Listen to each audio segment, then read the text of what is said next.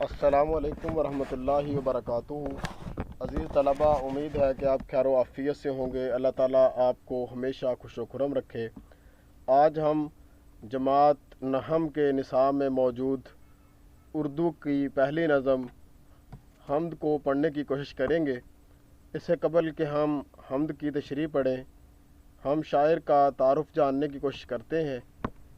حمد کے شاعر الطاف حسین حالی ہیں، جو 1837 میں پانی پت میں پیدا ہوئے۔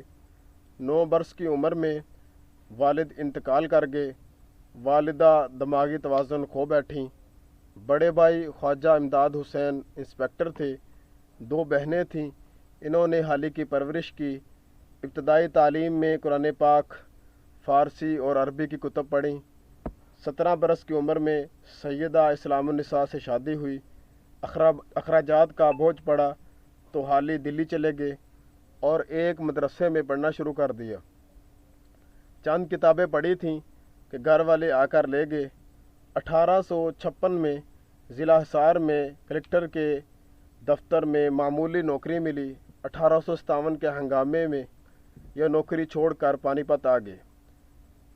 اس دوران منطق، فلسفہ، حدیث اور تفسیر کی کتابیں پڑھیں۔ روزگار کی فکر میں پھر دلی چلے گئے۔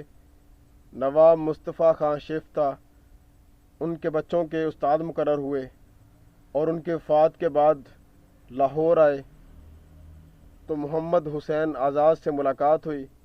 ان سے مل کر انجمن پنجاب کے مشاعروں کی بنیاد رکھی۔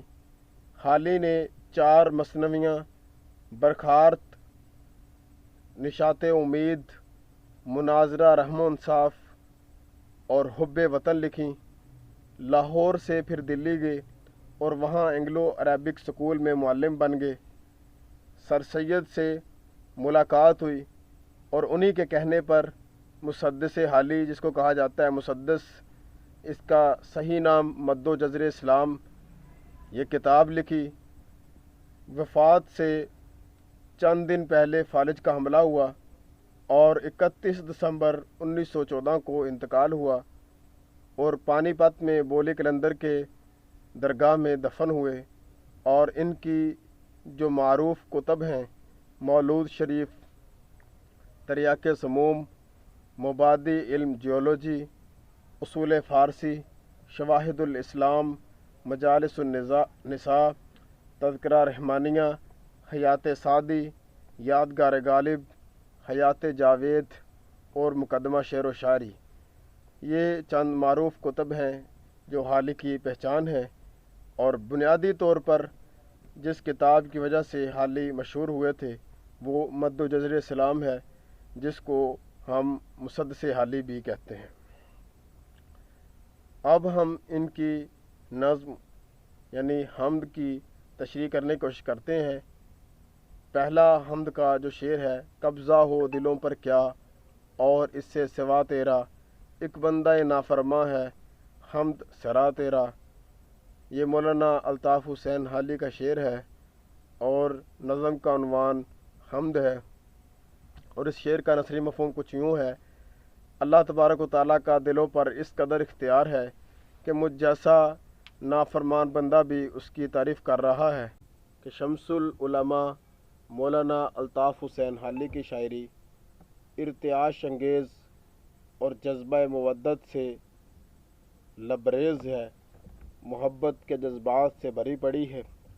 تشریح طلب شعر میں آپ خالق کون و مکان کی عظمتوں کی بڑائی کا اعتراف کرتے ہوئے جذبہ حب باری تعالیٰ اجاگر فرما رہے ہیں کہ محبت کرنی ہے تو خدا سے کر، ان مٹی کے پتلوں سے وفا نہیں ملتی۔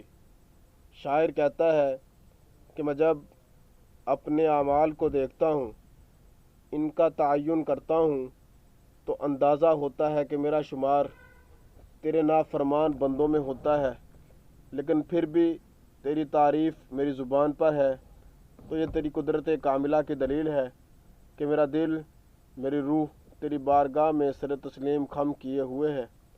شاید اس کی وجہ یہ ہے کہ نہ کہیں جہاں میں اما ملی، جو اما ملی تو کہاں ملی، میرے جرم خانہ خراب کو तेरे उफ़्व बंदा नवाज में।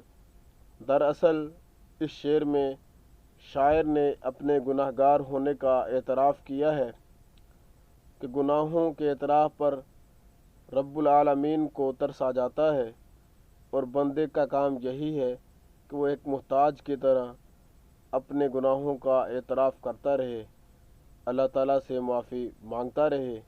तो अल्लाह तबारक व तआला गफूरुर रहीम है, बख्श देने वाले हैं, माफ़ कर देने वाले हैं, तरस खाने वाले हैं।